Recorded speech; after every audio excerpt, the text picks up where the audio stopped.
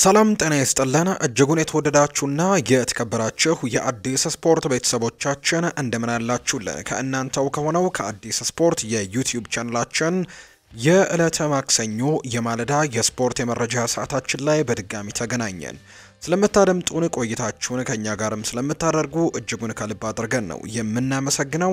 በዛሬ ፕሮግራማችን የተለያዩ ርዕሰ ጉዳዮችን ወደ እናንተም የምናደርስ ይሆናል። ከነዚህ መካከል የኢትዮጵያ ፕሪሚየር ሊግ ሁለት ጨዋታዎች ትላንትና ቀጥለው ተደርገዋል። የነሱን የጨዋታ ውጤቶችን እነግራችኋለን። በዓለም ክለቦች ዋንጫም የምድብ የመጨረሻ ጨዋታዎች ትናንትና ጀምረዋል። እንግዲህ እነሱንም የጨዋታ ውጤቶች ወደ እናንተ ማድረሳችንን የምንቀጥል ነው የሚሆነው። ትልልቆቹን የአውሮፓ ክለቦች የተመለከቱ እጅግ በርከት ያሉ የዝውውር ጉዳዮች አሁን ላይ እየተሰሙ ይገኛሉ።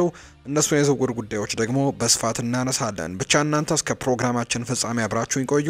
የተለያዩ ስፖርታዊ ጉዳዮችን ወደ እናንተ እናደርሳለን። ፉአድ ባህሩ የዛሬውን ፕሮግራም እየመራው ከእናንተ ጋር ቆይታን የማደርግ ይሆናል። ቪዲዮአችንን ላይክ፣ ቻናላችንን ሰብስክራይብ እያደረጋችሁ አብሮነታችሁን አሳዩን። ከመሸጋገሪያ በኋላ በቀጥታ እንመለሳለን። አብራችሁን ቆዩ።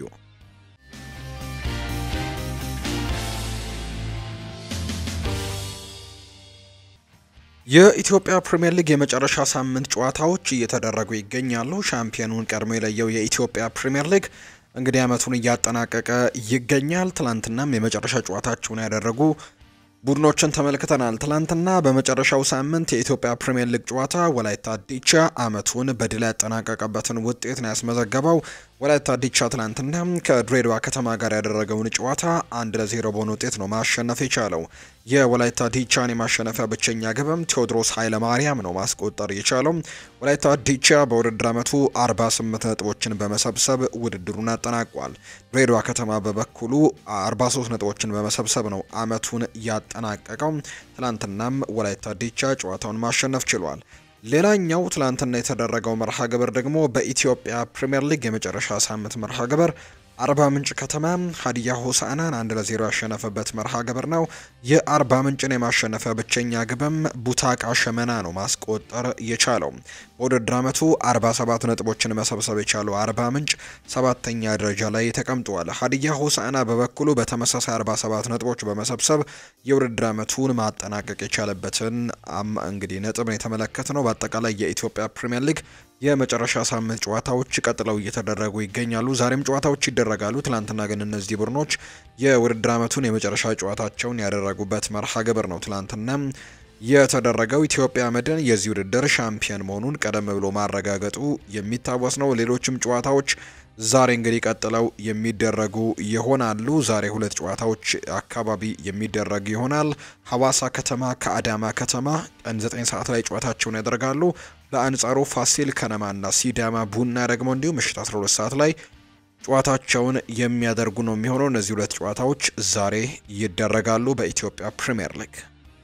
ወደ ውጭ ሀገር ስፖርታዊ መረጃዎቻችን በቀጥታ እንውሰዳችሁ። የክለቦች የዓለም ዋንጫ እየተደረገ ይገኛል። እንግዲህ በአዲስ ፎርማት ዘንድሮ በአሜሪካ እየተደረገ የሚገኘው የክለቦች የዓለም ዋንጫ በእርግጥ ከዚህ በፊት በሌላ ፎርማት የክለቦች የዓለም ዋንጫ ሲደረግ እናስታውሳለን። ከሁሉም ኮንቲኔንቶች የቻምፒየንስ ሊጋቸውን ያሸነፉ የአፍሪካ ቻምፒየንስ ሊግ፣ የአውሮፓ ቻምፒየንስ ሊግ፣ የኤዥያ ቻምፒየንስ ሊግ ያሸነፉ ቡድኖች እንዲሁ ከሰባቱም ኮንቲኔንቶች ዋንጫዎቹን ያሸነፉ የቻምፒየንስ ሊግን ዋንጫ ያሸነፉ ቡድኖች የሚያደርጉት ውድድር እንደነበር እናስታውሳለን። አሁን ላይ ግን በአዲስ ፎርማት 32 ክለቦችን የሚያካፍል ውድድር ሆኗል። የዓለም ክለቦች ዋንጫ በአሜሪካ ማስተናጋጅነት እየተደረገ ይገኛል። ባለፉት ሁለት ያክል ሳምንታት አካባቢ ደግሞ ጨዋታዎቹ እየተደረጉ ይገኛሉ። እንግዲህ ትላንትና ደግሞ የምድብ የመጨረሻ ጨዋታዎች ተደርገዋል። ሶስተኛ ጨዋታዎች ማለት ነው። በተመሳሳይ ሰዓት የተደረጉ ሁለት መርሃ ግብሮች አሉ። ፓሪስ ሳን ዠርሜን ከሲያትል ሳውንደርስ እና አትሌቲኮ ማድሪድ ከቦታፎግ ጋር ያደረጉት ጨዋታ ትላንትና የተደረጉ ናቸው። ከጨዋታው በፊት ቦታፎግ ይህንን ምድብ በ6 ነጥብ በበላይነት እየመራው ነበር። ፓሪስ ሳን ዠርሜን በ3 ነጥቦች ሁለተኛ ነበር። አትሌቲኮ ማድሪድ እንዲሁ በ3 ነጥቦች ሶስተኛ ደረጃ ላይ ተቀምጦ የነበረበትን ውጤት ነው ያስመዘገቡት። የትላንትናው ጨዋታ በምድቡ ላይ እንግዲህ ሶስቱም ቡድኖች የማለፍ እድል ነበራቸው። ፓሪስ ሳን ዠርሜንም ቦታፎግም አትሌቲኮ ማድሪድም የማለፍ እድልን ይዘው ነው የትላንትናውን የመጨረሻ ጨዋታ ያደረጉትና የሚጠበቅ ጨዋታ እንደነበር ትናንትና ተመልክተናል። ፓሪስ ሳን ዠርሜን ትናንትና ከሲያትል ሳውንደርስ ጋር ያደረገውን ጨዋታ በአችራፍ ሐኪሚና በክቪቻ ክቫራስኬሊያ ግቦች 2-0 በሆነ ውጤት ማሸነፍ የቻለበትን አጋጣሚ የተመለከትነው። ፓሪስ ሰን ዠርሜን 2-0 በሆነ ውጤት ይህንን ጨዋታ አሸንፈዋል። ይህንን ተከትሎ ፓሪስ ሰን ዠርሜን ምድቡን በበላይነት በማጠናቀቅ 16ቱን መቀላቀል ችሏል። 6 ነጥቦች ላይ ደርሷል። በአጠቃላይ በምድቡ በአንደኝነት ወደ ቀጣዩ ዙር ማለፉን ያረጋገጠ ቡድን ሆኗል። ሌላኛው ሲጠበቅ የነበረው ጨዋታ የአትሌቲኮ ማድሪድ እና የቦታፎግ ጨዋታ ነው። ይህ ጨዋታ እንግዲህ በአትሌቲኮ ማድሪድ አሸናፊነት የተጠናቀቀው አንቷን ግሪዝማን ባስቆጠረው ብቸኛ ጎል 1-0 አሸንፈዋል አትሌቲኮ ማድሪዶች። ነገር ግን ወደ ቀጣዩ ዙር ማለፍ አልቻሉም። አትሌቲኮ ማድሪድ በግብ ክፍያ ተበልጦ ነው እንግዲህ ወደ ቀጣዩ ዙር ሳያልፍ የቀረው። ቦታፎግ ወደ ቀጣዩ ዙር ማለፉን ያረጋገጠ ቡድን ሆኗል። ስለዚህ ቦታፎግ ከዚህ ምድብ ሁለተኛ ሆኖ በማጠናቀቅ 16ቱን መቀላቀል የቻለበትን አጋጣሚን የተመለከት ነው። በዚህም መሰረት በጥሎ ማለፉ ፓሪስ ሰን ዠርሜን ከምድብ 1 ሁለተኛ ደረጃን ይዞ ከሚያጠናቅቀው እንዲሁ ቦታፎግ ደግሞ ከምድቡ አሸናፊ ጋር ጨዋታቸውን የሚያደርጉ ነው የሚሆነው። እንግዲህ እነዚህ ሁለት ጨዋታዎች ትላንትና ተደርገዋል። እንዲሁ ሌሊት ላይ ደግሞ ሁለት ጨዋታዎችም ተደርገው እንደነበር ተመልክተናል። እኛ ስቱዲዮ በገባንበት ሰዓት ጨዋታዎቹ አልተጠናቀቁም ነበር። እንግዲህ እነዚህ ጨዋታዎች ናቸው ሌሊት ላይ የተደረጉት በዓለም ክለቦች ዋንጫ። ዛሬም ጨዋታዎች ቀጥለው ይደረጋሉ። በዓለም ክለቦች ዋንጫ ምሽት 4 ሰዓት ሲል ኦክላንድ ሲቲ ከቦካ ጁኒየርስ፣ ከዛ በተጨማሪ በተመሳሳይ ሰዓት ምሽት 4 ሰዓት ላይ ሁለቱ የአውሮፓ ክለቦች የፖርቱጋሉ ቤኔፊካ እና የጀርመኑ ክለብ ባየር ሚኒክ ጨዋታቸውን የሚያደርጉ ይሆናል። እነዚህ ጨዋታዎች በተመሳሳይ ምሽት 4 ሰዓት ላይ የሚደረጉ ናቸው። የምድብ የመጨረሻ ጨዋታዎች ስለሆኑ በተመሳሳይ ሰዓት ነው መርሃ ግብሮች የሚደረጉት። በአንጻሩ ደግሞ ሌሊት 10 ሰዓት ሲልም እንዲሁ ሁለት ጨዋታዎች ይደረጋሉ። ኤስፔራንስ ደ ቱኒስ የቱኒዚያው ቡድን ከቼልሲ ጋር ጨዋታውን ያደርጋል። ኤሌ ጋላክሲ ደግሞ ከፍላሚንጎ ጋር የሚያደርጉት መርሃ ግብርም እነዚህ ጨዋታዎችም የምድቡ የመጨረሻ ጨዋታዎች ናቸው። ሌሊት 10 ሰዓት ሲል የሚደረጉ መርሃ ግብሮች ናቸው። እንግዲህ ለነገ ጠዋት ማለት ነው ዛሬ የሚደረጉ ጨዋታዎች እንደሆኑ ነው የወጣላቸው መርሃ ግብር የሚያሳየው። ሊቨርፑልን የተመለከቱ መረጃዎችን ደግሞ እንንገራቸው። ዳርዊን ኑኔስ ናፖሊን ለመቀላቀል ተስማምቷል። ዩራጓዊው የፊት መስመር አጥቂ የሆነው ዳርዊን ኑኔስ በዚህ ክረምት ሊቨርፑልን ይለቃል ተብለው ከሚጠበቁ ተጫዋቾች መካከል በግንባር ቀደምትነት የሚነሳው ተጫዋች እንደሆነ ከተለያዩ ክለቦች ጋርም ስሙ እየተነሳ የሚገኘው ተጫዋች እንደሆነ በተደጋጋሚ እየተመለከትን ነውና አሁን ላይ ናፖሊን ለመቀላቀል ተስማምቷል የሚሉ መረጃዎች ደግሞ እየወጡ ነው። ዳርዊን ኑኔስ የጣሊያን ሴሪኤውን ክለብ ናፖሊን ለመቀላቀል መስማማቱን የሚያሳዩ ሪፖርቶች ናቸው እየወጡ የሚገኙት። ይሁን እንጂ ለዝውውሩ እውን መሆን ናፖሊ ለተጫዋቹ ዝውውር ሂሳብ ዙሪያ ከሊቨርፑል ጋር እንግዲህ ከስምምነት መድረስ ይጠበቅባቸዋል እንጂ ተጫዋቹ ከክለቡ ጋር በግላዊ ጉዳዮች ላይ መስማማቱን የሚያሳይ ዘገባን ነው እየወጣ የሚገኘው። በተለይ ደግሞ አሁን ላይ እንግዲህ ናፖሊዎች አምና የስኩዴቶ ሻምፒዮን እንደነበሩ ይታወሳል። እስከ መጨረሻው ሳምንት በነበረው ትንቅንቅ እንግዲህ ጨዋታውን አሸነፈው። የመጨረሻውን ጨዋታ ናፖሊ የአንቶኒዮ ኮንቴ ቡድን ሻምፒዮን እንደነበር ይታወሳል። በዘንድሮው የውድድር ዓመትም ይህንን የስኩዴቶ ሻምፒዮንነታቸውን ለማስቀጠል በአውሮፓ ቻምፒየንስ ሊግም በትልቁ ተፎካካሪ ለመሆን የተለያዩ ተጫዋቾችን ለማስፈረም በንቃት እየሰሩ ነው። አሁን ላይ ዳርዊን ኑኔስን ለማስፈረም ሙከራዎችን እያደረጉ ነው። ከዚህ በፊት ኬቨን ደብሮይናን በነፃ ዝውውር ማስፈረማቸው ይታወሳል። ናፖሊዎች በዝውውር ገበያው ላይ በንቃት እየተሳተፉ ነው የሚገኙት። አሰልጣኝ አንቶኒዮ ኮንቴ በዚህ ክረምትም ቡድኑን እንዲያጠናክሩ 200 ሚሊዮን ዩሮ ድረስም እንደሚሰጣቸው የጣሊያን መገናኛ ብዙሃን እየዘገቡ ነውና ጥሩ ቡድን ለመስራት ትልልቅ ተጫዋቾችን ለማምጣት ሙከራዎችን እያደረጉ እንደሚገኙ ዘገባዎች እየጠቆሙ ነው። ኢብራሂማ ኮናቴ ከሊቨርፑል ጋር በኮንትራት እድሳት ዙሪያ ንግግር እያደረገ ቢሆንም በድርድሩ ሂደት ላይ ግን ደስተኛ እንዳልሆነ ተገልጿል።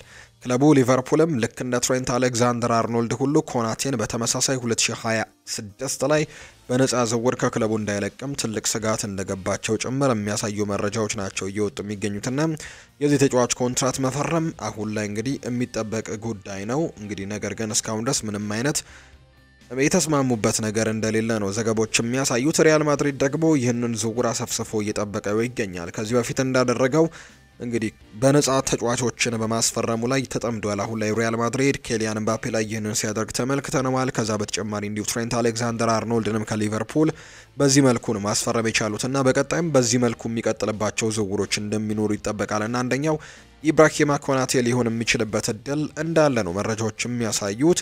ኢብራሂማ ኮናቴ አሁንም ከሊቨርፑል ጋር ኮንትራቱን አላዳሰም። በሚቀጥለው የክረምት ተጫዋቾች የዝውውር መስኮት ደግሞ ከኮንትራት ነፃ ነው የሚሆነውና እንግዲህ ሪያል ማድሪዶች ያንን ጊዜ ለመጠበቅ ፍላጎቱ አላቸው። ተጫዋቹንም ለማግባባት ሙከራዎችን እያደረጉ እንዳሉ የሚያሳዩ ሪፖርቶች ይወጣሉ። የኢብራሂማ ኮናቴና የሊቨርፑል ኮንትራት ጉዳይ ግን እስካሁን ምንም እልባት ያገኘ ጉዳይ እንዳልሆነ ነው ዘ ጋርዲያን መረጃውን ያጋራው። ናት ፊሊፕስ የሊቨርፑሉ ተጫዋች በዌስት ብሮሚች አልቢዮን የሕክምና ምርመራውን እያደረገ ይገኛል። የ28 ዓመቱ ተጫዋች ከቀያዮቹ ጋር ከ9 ዓመታት በኋላ በቋሚነት ሊቨርፑል ለመልቀቅ ተዘጋጅቷል። የ28 ዓመቱ ተጫዋችም ለሊቨርፑል የ1 ዓመት ብቻ ኮንትራት ይቀርባል። የማል ተከላካዩ ያለፉትን 2 የውድድር ዘመናት በውሰት በሴልቲክ፣ በካርዲፍ ሲቲ እና በደርቢ ካውንቲን ያሳለፈው ባለፈው ዓመት ለሬምስ 33 ጨዋታዎችን አድርጎ 1 ጎልና 3 አሲስቶችን ማድረግም ችሏል። ከሻምፒዮንሺፕ መውረድም እንዲርቁ አድርጓቸው እንደነበር የሚታወስ ነው። አሁን ላይ ደግሞ ወደ ሌላ ክለብ ሊቀላቀል ወደ ዌስት ብሮሚች አልቢዮን ሊቀላቀል እንደሆነ ናት ፊሊፕስ መረጃዎች እየወጡ ይገኛሉ። የርገን ክሎፕ ይናገራሉ። ሊቨርፑል ትልቅ ዝውውርን ፈጽሟል። እንዲሁ ፍሎሪያን ቬርትስም ሊቨርፑልን በመቀላቀሉ በህይወቱ በጣም ትልቁን ውሳኔና የተሻለውን ውሳኔ እንዳደረገም ልነግረው ፈልጋለሁ።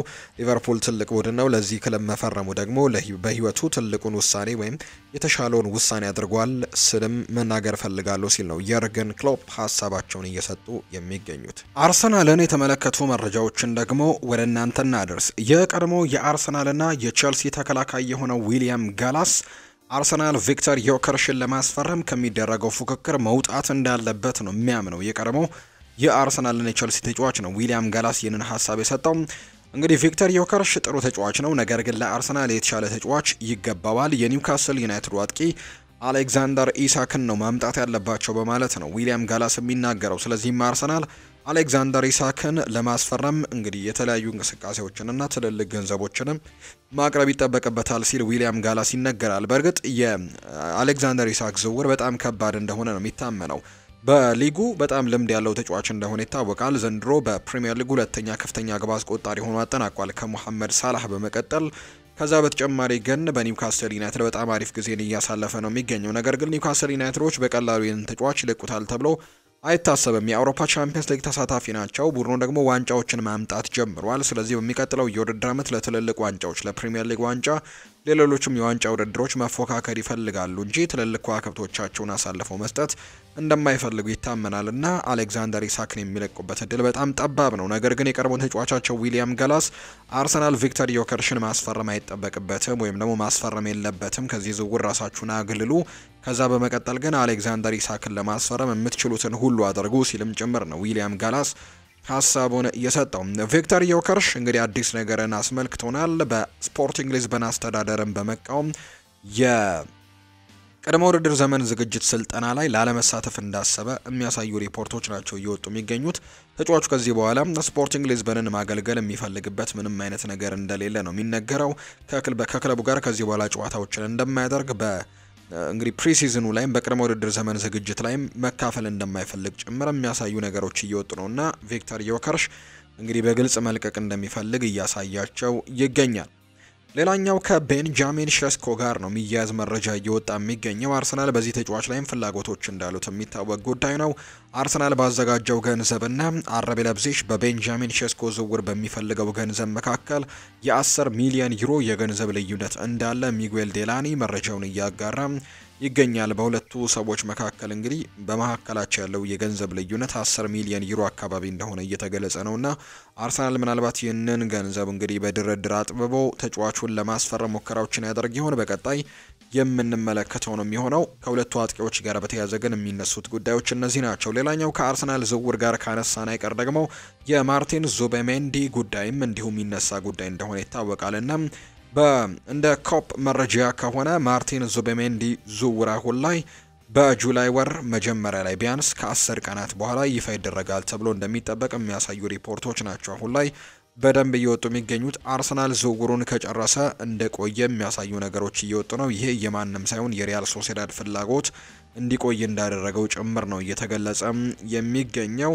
ምክንያቶችም እንዳሏቸው ጭምር ይነገራል። የዝውውሩ መዘግየት ሪያል ሶሴዳድ እንግዲህ የዙቤሜንዲ ሽያጭ በ2024-25 የሂሳብ ዘመን እንዳይካተት ስለሚፈልጉ ነው ይህንን ነገር እያደረጉ እንዳሉ የሚታወቁት። እንደሚታወቀው የዘንድሮ ሂሳብ ዓመት የሚጠናቀቀው ወይም ደግሞ በጀት መዝጊያ የምንለው ጁን 30 ወይም ሰኔ 30 ላይ እንደሆነ ይታወቃልና ስለዚህ በዚህ አመት ገንዘቡ ላይ እንዲካተት አልፈለጉም። በቀጣዩ የውድድር አመት ላይ እንዲካተት ነው የፈለጉት። ስለዚህም ከተጫዋቾች ሽያጭ የሚያገኙት ገቢ የቀጣይ አመት ሂሳብ ዘመን ላይ እንዲሆን ስለሆነ ፍላጎታቸው ዝውውሩ ይፋ መደረግ ያለበት ከጁን 30 በኋላ እንደሆነ የሚያሳዩ ነገሮች ናቸው እየወጡ የሚገኙት። የማርቲን ዙቤሜንዲ የዝውውር መዘግየትም በዚህ ምክንያት እንደሆነ የሚያሳዩ ሪፖርቶች ናቸው እየተነገረ የሚገኘው። ሙሐመድ ቁዱስ ለክረምቱ የዝውውር መስኮት ሲል ወኪሉን እንደቀየረ የሚያሳዩ ነገሮች እየወጡ ነው። አርሰናል ከሱ ጋር የመጀመሪያ ደረጃ ውይይቶችን እንዳደረገ ጭምር መረጃዎችን ሰምተናል። ሙሐመድ ቁዱስ ከጁላይ 1 እስከ ጁላይ 10 ድረስም የሚሰራ የ10 ቀን የመልቀቂያ አንቀጽ አለው። እንግዲህ የፕሪሚየር ሊግ ክለቦችን በ85 ሚሊዮን ፓውንድ ለማስፈረም ይሰራሉ ተብሎ የሚጠበቅበት መረጃ ነው አሁን ላይ እየወጣ የሚገኘውና አርሰናል በዚህ ዝውውር ውስጥ ይኖራል። ቸልሲዎችም እንዲሁ ይህንን ተጫዋች እንደሚፈልጉት በተደጋጋሚ ሲያሳዩ ነበርና በዚህ ተጫዋች ላይ ዝውውሮች ይኖራሉ ተብሎ እንደሚጠበቅ የሚያሳዩ ሪፖርቶች እየወጡ ነው። እሱም እርምጃዎችን እየወሰደ ነው። ወኪሉን መቀየሩ ነው እየተገለጸ የሚገኘው። ሪያል ማድሪድ የሮድሪጎን ዋጋ 90 ሚሊዮን ዩሮ ወይም 77 ሚሊዮን ፓውንድ እንደሆነ ይፋ አድርገዋል። ተጫዋቹ የሚለቅ ከሆነ ፈላጊ ክለብ ይህንን ገንዘብ መክፈል እንዳለበት ነው ካንዴ ናሲር መረጃውን እያጋራ የሚገኘው። ሪያል ማድሪድ የሮድሪጎን ዋጋ 90 ሚሊዮን ዩሮ ወይም 77 ሚሊዮን ፓውንድ ማድረጉን የሚያሳዩ ነገሮች ግን እየሰማን እንገኛለን። ሮድሪጎ ከማድሪድ የሚለቅበት እድል አለ፣ ነገር ግን ዝውውሩ በፍጥነት ሊሆን የሚችልበት እድል ግን በጣም ጠባብ ነው። ምናልባትም የቀጣዩ ወር አልፎ ኦገስት ላይ ራሱ የተጫዋቹ ዕጣ ፈንታ ሊወሰን የሚችልበት እድል እንዳለ ነው ካንዴ ናሲር መረጃውን እያጋራ የሚገኘውና አርሰናል እስከዛ ድረስም ቢሆን በትዕግስት ለመጠበቅ ፍላጎቶች እንዳሉት ጭምር የሚያሳዩ ሪፖርቶች ይወጣሉ። ነገር ግን የሮድሪጎ የዝውውር ጉዳይ በጣም ረጅም ጊዜያቶችን ሊወስድ እንደሚችል ነው መረጃዎች እያሳዩ የሚገኙትና እስከ መጨረሻው ድረስ ይህ ነገር ይቀጥላል ተብሎ እንደሚታሰብ ዘገባዎቹ እየጠቆሙ ነው። ማንቸስተር ዩናይትድን ደግሞ እንመልከት። የዝውውር ዋጋን አሻሽለውለታል ማንቸስተር ዩናይትዶች። በተለይ ለብሪያን ኢምቤሞ ነው የዝውውር ዋጋ እንደተሻሻለ እየተገለጸ የሚገኘው። ማንቸስተር ዩናይትድ ለብሪያን ኢምቤሞ ያቀረቡት የዝውውር ጥያቄ ከ60 ሚሊዮን ፓውንድ በላይ እንዳሻሻሉ የሚያሳዩ መረጃዎች አሁን ላይ እየወጡ ይገኛሉ። ንግግሩ ባለፉት ጥቂት ቀናት እንግዲህ የተፋጠነ ሲሆን በዚህ ሳምንትም ይቀጥላል ተብሎ እንደሚታሰብ ነው መረጃዎች እየወጡ የሚገኙትና ዩናይትድም በዚህ ዝውውር ላይ መሻሻሎችን እያሳዩ እንደሆነ የሚያሳዩ ሪፖርቶች ቤን ጃኮብስ ይፋ እያደረገ ይገኛል። ዩናይትድ ለብሪያን ኢምቤሞ የዝውውር ሂሳቡን በይፋ ደግሞ ማቅረቡን የሚያሳዩ ነገሮችም እየወጡ ነው። ዩናይትድ የብሬንትፈርዱን የፊት መስመር ተጫዋች የሆነው ብሪያን ኢምቤሞን ለማስፈረምም የተሻለ ዝውውር ሂሳብ እንዳቀረቡ ጭምር የሚያሳዩ ሪፖርቶች ወጥተዋል። ማንቸስተር ዩናይትዶች ለተጫዋቹ ዝውውር 60 ሚሊዮን ፓውንድ ሂሳብ ማቅረባቸውን ዘ አትሌቲክ እየዘገበ የሚገኘው መረጃ እንደሆነ ነው የተገለጸው። የ25 ዓመቱ የፊት መስመር ተጫዋች ብሪያን ኢምቤሞ ማንቸስተር ዩናይትድን መቀላቀል እንደሚፈልግ ማሳወቁም አይዘነጋም።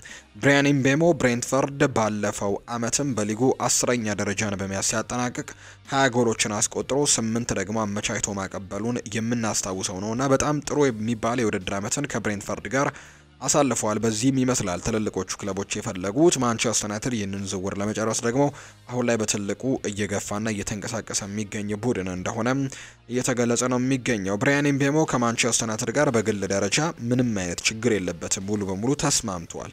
በዚህ ምርጫው እንግዲህ ዩናይትድ ብቻ እንደሆነ በክለቡ ማሳወቁ ምክንያት ቶትናም ራሱን ከዝውውሩ በማግለልም ፊቱን ወደ ኤቤሬቺ ኢዜ ዝውውር ጭምር ማዞሩ የሚታወስ ነውና ብሪያን ኢምቤሞ ብቸኛው ፍላጎቱ ማንቸስተር ዩናይትድን መቀላቀል ብቻ እንደሆነ የሚያሳዩ ሪፖርቶች ናቸው እየወጡ የሚገኙት። የወልቭሱ ፖርቱጋላዊ አሰልጣኝ የሆኑት አሰልጣኝ ቪቶር ፔሬራ ይናገራሉ። ማቲያስ ኩኛ በጣም ድንቅ ተጫዋች ነው እና ጨዋታዎችን በየሰከንዶቹ ልዩነት መቀየር የሚችል አቅምም ያለው በጣም ድንቅ ተጫዋች ነው። እርሱ ድንቅ ክህሎትም ጭምር አለው። እኛም ደግሞ በዚህ ክረምት መልቀቅ እንደነበረበት ተረድቶ ነበር። ስለዚህም በማንቸስተር ዩናይትድ ትልቅ ነገር ለመፍጠር አሁን ላይ እድሉን በሚገባ አግኝቷልና በጣም ትልቅ ተጫዋች እንደሆነም እዛም ሄዶ እንደሚያሳይ እርግጠኛ ነኝ።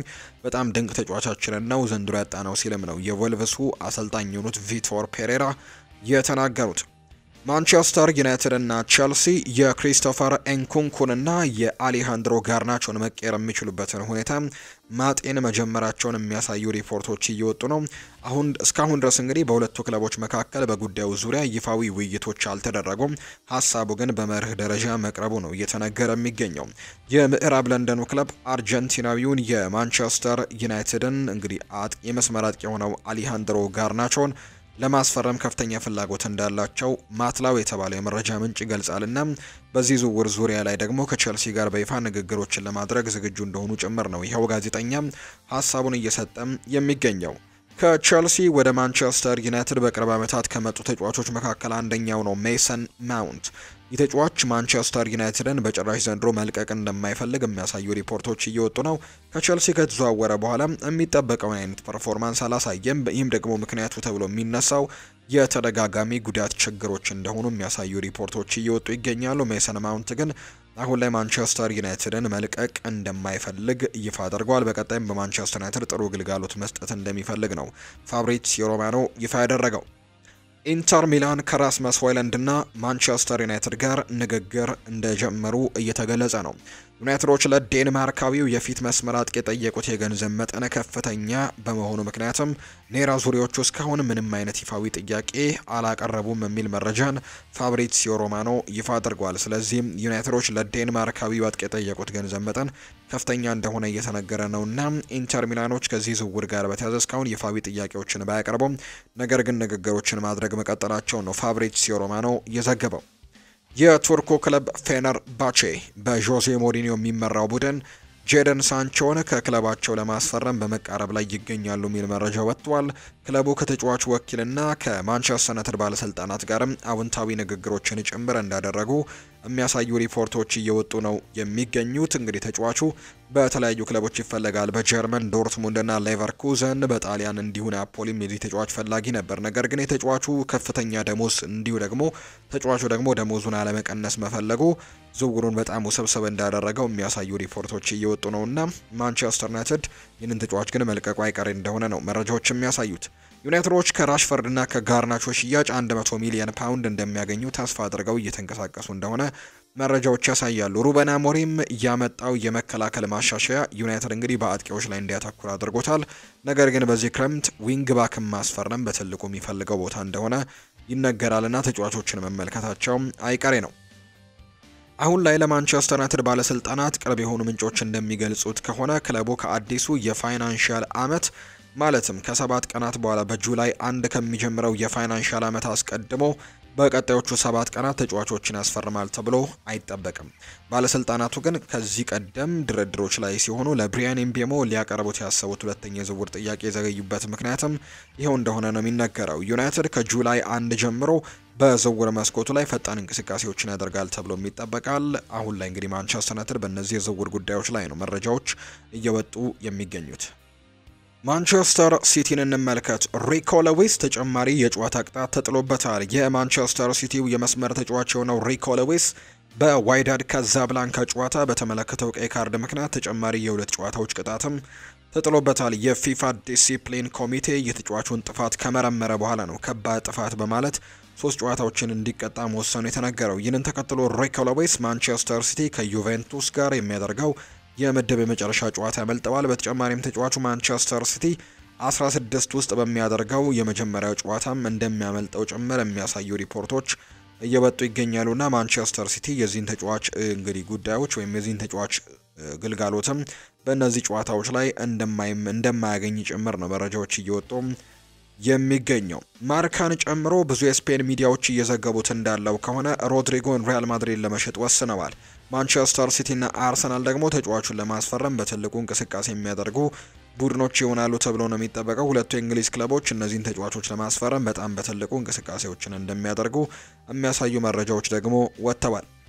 በዚህ ክረምት በማንቸስተር ሲቲ ትቆያለህ ወይ ተብሎ ጥያቄ ቀርቦለት ነበር። ይህ ጥያቄ የቀረበለት ኤልካይ ጎንደዋን ነው። ተጫዋቹን ምላሹን ሰጥቷል። በትክክል ሲል የተናገረው የ1 አመት ኮንትራት እዚህ ቡድን ውስጥ ይቀረኛል፣ እናም በዚህ ክለብ ደግሞ በጣም ደስተኛ ነኝ። ስለዚህ በሚቀጥለው የውድድር አመትም በማንቸስተር ሲቲ እንደምቆይም በጣም በትልቁ ተስፋ አደርጋለሁ ሲልም ጭምር ነው የተናገረው ጀርመናዊው ኤልካይ ጎንደዋን። ኤልካይ ቸልሲን ደግሞ የተመለከቱ መረጃዎችን ወደ እናንተ እናደርስ። ሙቀቱ ልምምድ ለማድረግ በጣም ከብዷል ሲል ነው ኤንዞ ማሬስካ የተናገረው። የሰማያዊዎቹ ዋና አሰልጣኝ ኤንዞ ማሬስካ ቡድናቸው በከፍተኛ ሙቀት ምክንያት ልምምድ ማድረግ አስቸጋሪ እንደሆነበት ነው የተናገሩት።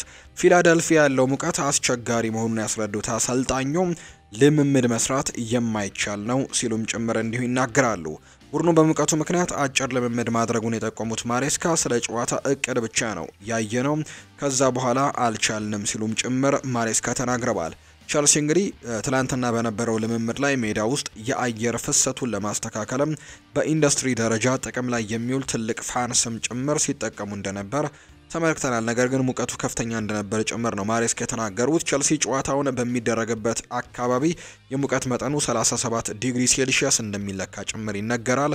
በሌላ በኩል የቡድኑ አምበል የሆነው ሪስ ጄምስ በህመም ምክንያትም በትላንትናው ልምምድ ላይ እንዳልተሳተፈም ኤንዞ ማሬስካ አረጋግጠዋል። ቸልሲ እንግዲህ ዛሬ ሌሊት ነው 10 ሰዓት ሲል ከኤስፔራንስ ደ ቱኒስ ጋር የክለቦች የዓለም ዋንጫ የምድብ የመጨረሻ ጨዋታውን የሚያደርገውና ልምምድ ጭምር ማከናወን እንዳልቻሉ አሰልጣኝ ኤንዞ ማሬስካ እየተናገሩ ይገኛሉ።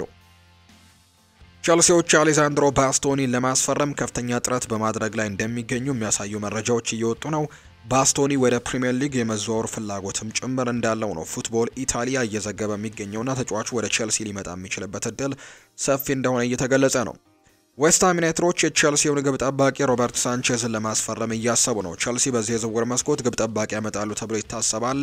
ከተለያዩ ግብ ጠባቂዎች ጋርም ስማቸው እየተነሳ ነው። የኤሲ ሚላኑ ማይክ ሜኞ ከዚህ ክለብ ጋር እንግዲህ ስሙ ሲነሳ ነበር። ነገር ግን ይህንን ተጫዋች የማስፈረም እድላቸውን እንደተዉትና በቀጣይ ወደ ሌሎች ግብ ጠባቂዎች ፊታቸውን እንደሚያዞሩ ይፋ ተደርጓል ቸልሲዎች።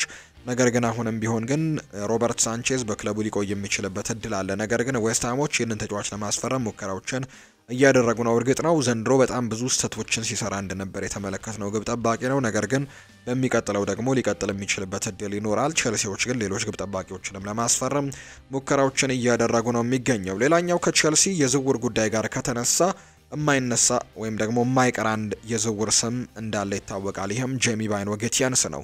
በተደጋጋሚ ቸልሲዎች ከዚህ ተጫዋች ጋር ንግግሮችን እያደረጉ እንዳሉ የሚያሳዩ ሪፖርቶች እየወጡ ነው።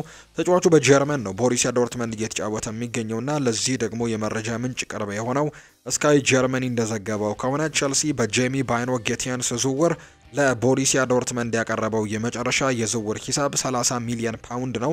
ቀድሞ የሚከፈል 20 ሚሊዮን ፓውንድ እና 10 ደግሞ አድኦንስ እንደሆነ ነው መረጃዎች የሚያሳዩት። ተጫዋቹ ወደ ቸልሲ መዘዋወር ፍላጎቱ እንዳለው በተደጋጋሚ ተነግሯል። ከተጫዋቹ ጋር ከስምምነት ይደርሳሉ ተብሎ ነው የሚጠበቀው። ምንም አይነት ግላዊ ነገሮች የሚያስጨንቃቸው ጉዳይ እንዳልሆነ የሚያሳዩ ሪፖርቶች ይወጣሉ። ነገር ግን ከክለቡ ጋር ግን በገንዘብ ጉዳይ ላይ በደንብ ድርድሮችን ማድረግ እንደሚጠበቅባቸው የሚያሳዩ ነገሮች እየወጡ ነው እና የቸልሲና የጄሚ ባይኖ ጌቲያንስ ጉዳይም ይህንን ነው የሚመስለው። ሪያል ማድሪድን የተመለከቱ መረጃዎችን ደግሞ እናንሳ። አርዳ ጉሌር ይናገራል። አሁን እኔ በጣም ደስተኛ ነኝ፣ ምክንያቱም እየተጫወትኩኝ ነው።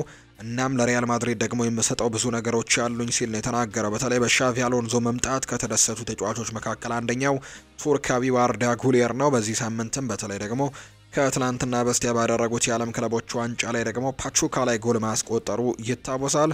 በጣም ደስተኛ ነኝ አሁን ላይ ሲልም ነው የተናገረው።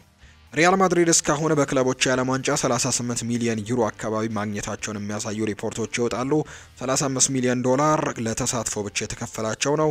2 ሚሊዮን ዶላር ለፓቹካ ላይ ባስመዘገቡት ድል የተከፈላቸው ሆኗል። እንዲሁ 1 ሚሊዮን ዶላር ደግሞ ከአልሂላል ጋር ነጥብ ተጋርቶ በወጡበት ጨዋታ ላይ ያገኙት ክፍያ እንደሆነ የሚያሳዩ መረጃዎች ናቸው የወጡት። ቤሊንጋም በፓቹካ ጨዋታ ላይ በጣም ደስተኛ ይመስላል። ይህም ደግሞ ባስቆጠረው ጎል ሳይሆን ሜዳው ላይ ባሳየው ምቹ ሁኔታ ነው።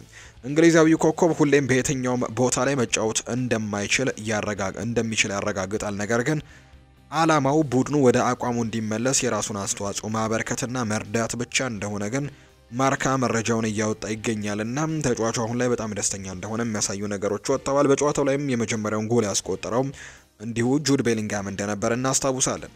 ራኡል አሴንሲዮ የክለቦች የዓለም ዋንጫ ስራውን በሁለት ትልልቅ ስህተቶች ነው የጀመረው። በመጀመሪያው ከአልሂላል ጋር በነበረው ጨዋታ የፍጹም ቅጣት ምት አሰጥቶ እንደነበር የሚታወስ ነው። እንግዲህ ያላስፈላጊ ጥፋትም እንደነበር በርካቶች ሲያነሱት ነበር። በሁለተኛው ጨዋታ ደግሞ በፓቹካ ላይ የመጨረሻ ሰው በመሆኑ መዘንጋቱን ትቶ እንግዲህ ሮንዶ ላይ ጥፋት ሰርቶ በቀይ ካርድ ገና ጨዋታው በተጀመረ በሰባተኛው ደቂቃ ወጥቶ ቡድኑንም ችግር ውስጥ ከቶት እንደነበር የሚታወስ ነውና እነዚህን ሁለት ጥፋቶች እንደሰራ ነው መረጃዎች የሚያሳዩት። ነገር ግን የክለቡ አሰልጣኝ የሆኑት ሻቪ አሎንዞ ራኡል አሴንሲዮን ተከላክለውለታል። ተጫዋቹ ገና ታዳጊ ነው፣ ከሱ ጋር ለብቻው እናወራለን ሲልም ጭምር ነው አሰልጣኝ ሻቪ አሎንዞ የተናገሩት። ኬሊያን ኤምባፔ ወደ ልምምድ መመለሱን ተከትሎ ለቀጣዮቹ የቡድኑ ጨዋታዎች ላይ ይኖራል ተብሎ ይጠበቃል። ስለዚህ ኬሊያን ምባፔን ግልጋሎትም ያገኛሉ ተብሎ ነው የሚታሰበው ሪያል ማድሪዶች። ብራሂም ዲያዝ በውድድሩ ጎልተው ከታዩት ጥቂት የቡድኑ ተጫዋቾች መካከል አንደኛው ነው። ሆኖም ግን ከክለቦች የዓለም ዋንጫ በኋላ የአርጀንቲናው ኮከብ ፍራንኮ ማስታንቱኖ ወደ ማድሪድ መምጣቱ ለብራሂም ዲያዝ እንግዲህ መሰለፍ እድሉን ይሰጠዋል ወይ የሚታወቅ ጉዳይ አይደለም። ይህ ተጫዋች እንግዲህ የጨዋታ ገደቦች ወይም የጨዋታ ደቂቃ ገደቦች ሊገጥሙት እንደሚችሉ ነው ዲያሪዮ አስ መረጃውን ያጋራው። በሰባተኛው ደቂቃ አሴንሲዮ በቀይ ካርድ ቢባረርም ሪያል ማድሪድ በፓቹካ ላይ ለትልቅ ድል አስመዝግቧል። ሻቪ እንግዲህ ሹዋሜኒን ጨምሮ ጎንዛሎን እንዲሁ ደግሞ ቪኒ ጁኒየርን በአዲስ ሚና በማሳተፍ ቡድኑን በ10 ተጫዋቾች ለመቅረጽም ድፍረት አሳይተዋል። በተጨማሪም አርዳ ጉሌር ድንቅ ብቃትን አሳይተዋል። እናም ጎንዛሎ ለመጀመሪያዎቹ 2 ግቦችም የራሱን አስተዋጽኦ አድርጓል። የቤሊንግሃም ግቦች የአርዳ ጉሌር እና ፌዴሪኮ ቫልቬርዴ ያደረጉትን የቡድን አንድነትን በግልጽ አንጸባርቀዋል። ሆኖም ግን በመጀመሪያው አጋማሽ ሻቪ ተጫዋቾቹን አትቸኩሉ በማለትም ተረጋግተው ኳሱን በተከላካይ ክፍል ጀምረው መስርተው እንዲጫወቱ ጠይቋቸዋል። በሁለተኛው አጋማሽ ሻቪ አሎንሶ ፓቹካ ላይ ጫና ለመፍጠርና ኳሱን ለመቆጣጠር ዲያዝና ሞድሪችን ቀይሮ አስገብተዋል። ሆኖም ግን ፌዴሪኮ ቫልቬርዴ በ70ኛው ደቂቃ ላይ ያስቆጠረት ጎል ፓቹካን አስቸጋሪ ፈተና ውስጥ እንዲገባ የሚያደረገች ግብ ስትሆን ሪያል ማድሪድ በአሎንሶ መሪነትም ያሳየው አንድነትን ወይም ደግሞ እድገትን ያሳየ ጨዋታ እንደነበር ነው ማርካ መረጃውን ያጋራው። ሻቪ አሎንሶ አማካይ ስፍራውን እንዲመራ ለአርዳ ጉሌር ኃላፊነት የሰጠው ሲሆን አርዳ ጉሌር በበኩሉ ጥሩ ስብዕናን በማሳየትም የአጨዋወት ዘይቤውንም ተቆጣጥሮ ከፍጹም ቅጣት ምት ክልል አጠገብ ኳሶችን ተቆጣጥሮ በመጫወት ረገድም ወሳኝ ጨዋታን አድርጓል። አርዳ ጉሌር በሻቪ እቅድ ውስጥም አይነኬው ተጫዋች እንደሆነ እየተነገረ ነው። እንግዲህ በባየር ሌቨርኩሰን እየነበር የፍሎሪያን ቨርትስን ሚና ነው ለአርዳ ጉሌር ለመስጠትም ፍላጎቶች እንዳሉት የሚያሳዩትና በቀጣይ የውድድር ዓመት በሪያል ማድሪድ ቤት በቋሚነት ለረጅም ጊዜያቶች ልንመለከተው እንችላለን። አርዳ ጉሌርን ፍራንኮ ማስታንቱኖ ወደ ሪያል ማድሪድ ካቀና በኋላ ለቡድኑና ለሻቪ አሎንሶ ታክቲክ በጣም ጠቃሚ ሚና ይኖረዋል ተብሎ እንደሚጠበቅ ኤቢሲ ኒውስ መረጃውን አጋርቷል። ሻቪ አሎንሶ በእያንዳንዱ የጨዋታ የቡድን ችግርን እያስተካከለና እያሻሻለ ሲሆን አንቸሎቲ ቡድኑን በመገንባትም ያቃተውን አንዳንድ ችግሮችም ሻቪ ካሁኑ እንግዲህ ትኩረት ሰጥቶ እየሰራበት ይገኛል። ሻቪ ከአልሂላል ጋር በነበረው የመጀመሪያ አጋማሽ ላይ ቡድኑ ኳስ መስርቶ መጫወትና ሜዳ ላይም አንዱ ተጫዋች ከአንዱ ተጫዋች ጋር ግንኙነት የጎደለው መሆኑንም አስመልክቷል። ሻቪ አሎንሶ ሹዋሜኒ ይህንን ሚና መጫወት እንደማይችል ካረጋገጠ በኋላ በሁለተኛው አጋማሽ መጀመሪያ ላይ አርዳ ጉሌርን አሳትፎታል። ሻቪ አሎንሶ አንቸሎቲ ችግሩን ለመፍታት ሙሉ የውድድር ዓመቱን የፈጀውን ችግርም በጊዜ ለመፍታት አንዳንድ ጥረቶችን እያደረገ ነው የሚገኘው። በዚህኛው ጨዋታ ላይም ሻቪ አሎንሶ ማድሪድ የጎደለውን ነገር በመረዳት ጨዋታውን ከአርዳ ጉሌር ጋር ጀምሮታል። በእርግጥም በዚህ አርዳ ጉሌርን በማካተትም ጨዋታውን የጀመረበት ታክቲክ ተሳክቶለታል። በመጀመሪያዎቹ 10 ደቂቃዎች ውስጥ ያሰበው ታክቲክ በራኡል ቀይ ካርድ ምክንያት እንግዲህ ቢከሽፍም ወይም ድንገተኛ የታክቲክ ለውጥን እንዲያደርግ ቢያስገድደውም ተጫዋቹ ግን ጎሎበትም ያሳየው የታክቲክ ስራ ለብዙሃን የማድሪድ ደጋፊዎች ወደፊት ፍንጭ የሰጠ የአጨዋወት ዘይቤ እንደሆነ ጭምር ማርካ የተባለው ተነባቢ የመረጃ ምንጭ ይፋ እያደረገው ይገኛል። የእግር ኳስ እገዳውን አጠናቆ ወደ ስራው ሲመለስ ጥቂት ቀናት እንግዲህ የቀሩት ፖል ፖግባ ከጂያንሉካ ዲ ማርሲዮ ጋር አነጋጋሪ የሚባል ቃለ መጠይቆችን አድርጓል። ፖል ፖግባ በንግግሩ ላይ ልጆቼ ዩቬንቱስን የልምምድ ማዕከል አካባቢ ትምህርት ቤት ይማሩ ነበር። እናም በዛ ሳልፍ በጣም ይከፋይ ነበር። ዩቬንቱስ ማሳጅና የአቋም ብቃት አሰልጣኝ እንዲኖረኝ ብጠይቃቸውም ሳይፈቅዱልኝ ቀርተዋል። እኔ ችግር ውስጥ የገባሁት ከዩቬንቱስ ሳይሆን ከሌሎች ነገሮች ጋር ነው ብዬ አስብ ነበር። እስከዛ ሰዓት ድረስ አስቤ ነበር፣ ነገር ግን ዩቬንቱስ ግን ፊቱን አዙሮብኛል። አንዳንዶች ይህንን ቃለ መጠይቅ ካነበቡ በኋላ እንዴት ፖግባን የሚያክል ሚሊዮነር ማሳጅ ተከለከልኩ ብሎ ይከፋል ሲሉ፣ አንዳንዶች ደግሞ ዩቬንቱስ ቢያግዘው ችግር የለም በማለትም ሀሳቦቻቸውን እየሰጡ ይገኛሉ። ፖል ፖግባ ግን የተለያዩ ሀሳቦችን ነው እንዲሁ ያነሳው። ከክሪስቲያኖ ሮናልዶ ጋርም በተያዘ እንዲሁ ሀሳቡን አንስቷል። አንድ ትልቅ አጥቂ በቡድን ውስጥ እያለ እንዴት እሱ የቡድን ችግር ሊሆን ይችላል? ሮናልዶ በፍጹም የቡድን ችግር ሊሆን አይችልም። እሱ ችግር ፈጣሪ ሳይሆን ችግር እንግዲህ የሚፈታ ተጫዋች ነው። ትልቅ አጥቂ በቡድን ውስጥ ሲኖር በፍጹም ችግር ፈጣሪ ሊሆንብክ አይችልም ሲልም ጭምር ፖል ፖግባ ደግሞ ሀሳቡን ሰጥቷል። ከክሪስቲያኖ ሮናልዶ ጋር በተያዘ ድረስ ማርቲንስ ጫማውን ሰቅሏል። ቤልጅማዊው የፊት መስመር አጥቂ የሆነው ድረስ ማርቲንስ በ38 ዓመቱ ጫማውን መስቀሉ በማህበራዊ ትስስር ገጹ ላይ ይፋ አድርጓል። በአውሮፓ ስኬታማ ጊዜን ያሳለፈው ቤልጅየማዊው ድረስ ማርቲንስ ባለፉት 2 ዓመታት ወደ ቱርክ አምርቶ በጋላታሳራይ ጥሩ ጊዜን አሳልፏል። የቀድሞው የናፖሊ ታሪካዊ ተጫዋች የነበረው ድረስ ማርቲንስ በክለቡ 397 ጨዋታዎችን ሲያደርግ በ148 ጎሎችም የክለቡ ከፍተኛ ግብ አስቆጣሪም ጭምር ነው። የቤልጅየም ወርቃማ ትውልድ አካልም የሆነው ተጫዋቹ ለብሔራዊ ቡድኑ 109 ጨዋታዎችን አድርጎ 21 ጎሎችንም ማስቆጠር ችሏል። ቤልጅየማዊው ድረስ ማርቲንስ ከዚህ በኋላ በእግር ኳስ አንመለከተውም፣ ጫማውን መስቀሉንም ይፋ አድርጓል።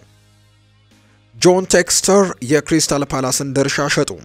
አሜሪካዊው ባለሀብት ጆን ቴክስተር እንግዲህ በክሪስታል ፓላስ ያላቸውን ድርሻ ለመሸጥ ከስምምነት መድረሳቸው ይፋ ተደርጓል። የኒውዮርክ ጄትስ ባለቤት የሆነው እንግዲህ ወዱ ጄንስ የክሪስታል ፓላስን 43 በመቶ ድርሻን ከጆን ቴክስተር በ200 ሚሊዮን ዩሮ መግዛታቸውን የተነገረው ጆን ቴክስተር ክሪስታል ፓላስን በባለቤትነት ከያዙት ባለሀብቶች አንዱ ሲሆኑ የኦሎምፒክ ሊዮንና የብራዚሉ ክለብ ቦታፎግም ባለቤት ናቸው። ክለቡ ለሌላ ባለሀብት መሸጡ ክሪስታል ፓላስ በዩሮፓ ሊግ ለመሳተፍ ያለውን ተስፋ ያለመለመ ሆኗል። ክሪስታል ፓላስ ከኦሎምፒክ ሊዮን በአንድ ባለሀብት መያዛቸውን ተከትሎ በዩኤፋ ሕግ መሰረት ደግሞ በዩሮፓ ሊግ መሳተፋቸው ጥያቄ ምልክት ውስጥ ገብቶ እንደነበር ይታወሳል። በዚህም መሰረት ነው እንግዲህ ክለቡን ለመሸጥም ፍላጎት እንዳሳደሩ ጭምር የሚያሳዩ ሪፖርቶች አሁን ላይ እየወጡ እንደሚገኙ ዘገባዎቹ የጠቆሙት። ሌላኛው እንግዲህ የምናነሳው ጉዳይ የዓለም ክለቦች ዋንጫ ጨዋታዎች እየተደረጉ እንዳሉ ቀደም ብለን ገልጸንላቸዋል። እኛ ስቱዲዮ በገባንበት ሰዓት ወይም ይህንን ፕሮግራም ወደ እናንተ ለማድረስ እየተዘጋጀን በነበረበት ሰዓት 2 ጨዋታዎች ቀጥለው እየተደረጉ ይገኛሉ። አሁን እንግዲህ በዚህ ሰዓት እየተመለከትኩት የሚገኘው ኢንተር ማያሚ ከፓልሜራስ ጋር 82ኛው ደቂቃ ላይ ናቸው። ኢንተር ማያሚ 2-1 በሆነ ውጤት ጨዋታውን እየመራ ነው የሚገኘው። ሌላኛው ጨዋታ ደግሞ ፖርቶና አልአህሊ እያደረጉት የሚገኘው ጨዋታ 78ኛው መርሃ ግብር ላይ 78ኛው ደቂቃ ላይ ነው የሚገኙት። እኛ ስቱዲዮ ባለንበት ሰዓት አልአህሊ ይህንን ጨዋታ 4-3 በሆነ ውጤት እየመራ ይገኛል። 7 ጎሎች ያክል በዚህ ጨዋታ ላይ እየተቆጠሩ ይገኛሉ። አልአህሊ እንግዲህ ኢንተር ማያሚ ጨዋታውን 2-1 በሆነ ውጤት ሲመራ አሌንዴ እና ሉዊስ ሱዋሬዝ ናቸው ሁለቱን ግቦች እንዳስቆጠሩ የተመለከትነው። በዚህ ውጤት የሚጠናቀቅ ከሆነ ማለትም ኢንተር ማያሚ 2-0 በሆነ ውጤት እየመራ የሚገኝበትን ጨዋታ የሚያጠናቀቅ ከሆነ እንዲሁ ደግሞ አልአህሊ ደግሞ 4-3 በሆነ ውጤት እየመራ የሚገኘው እንደዚሁ ጨዋታው የሚጠናቀቅ ከሆነ ኢንተር ማያሚ በ7 ነጥቦች በአንደኝነት ወደ ቀጣዩ ዙር ማለፋቸውን ያረጋግጣሉ። ፓልሜራስ ደግሞ በ4 ነጥቦች ሁለተኛ ሆኖ ከዚህ ምድብ ማለፉን ያረጋግጣል። አልአህሊ ቢያሸንፍም ነጥቡ 4 ነው የሚደርሰው። ነገር ግን አንድ የግብ ዕዳ አለበትና ሶስተኛ ደረጃን ይዞ የሚያጠናቀቅበት እድል ነው የሚኖረው። እነዚህ እንግዲህ አሁን ላይ እኛ ባለንበት ወይም ይህንን ፕሮግራም እየቀዳን ባለንበት ሰዓት 82ኛው ደቂቃ ላይ ነው ይህንን መረጃ ወደ እናንተ ያደረስነው። ጨዋታው በዚህ መልኩ ነው እየቀጠለ እንደሚገኝ መረጃዎች እየወጡ የሚገኙት። የተወደዳችሁና የተከበራችሁ ቤተሰቦቻችን ለዛሬ ያዝንላችሁ አዳዲስ ስፖርታዊ ጉዳዮቻችን እነዚህ ነው የሚመስሉት። ስላደመጣችሁን ቆይታችሁን ከኛ ጋርም ስላደረጋችሁ እጅጉን ከልብ አድርገን እናመሰግናለን። ፉአድ ባህሩ የዛሬውን ፕሮግራም እየመራው ከናንተ ጋር ቆይታን አደረኩኝ።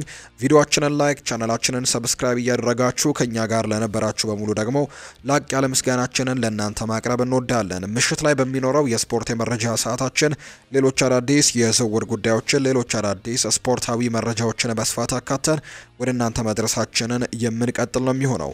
ስለምታደምጡኝ ስለምትከታተሉኝ ቆይታችሁንም ከኔ ጋር ስላደረጋችሁ ከልብ አድርጌ አመሰግናለሁ።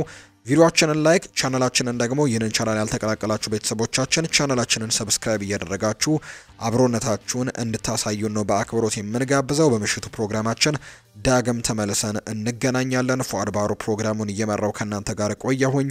መልካም ጊዜ፣ መልካም ቀን፣ መልካም የስራ ቀን እንዲሆንላችሁም ጭምር ነው በአክብሮት የምመኘው። መልካም ጊዜ ይሁንላችሁ።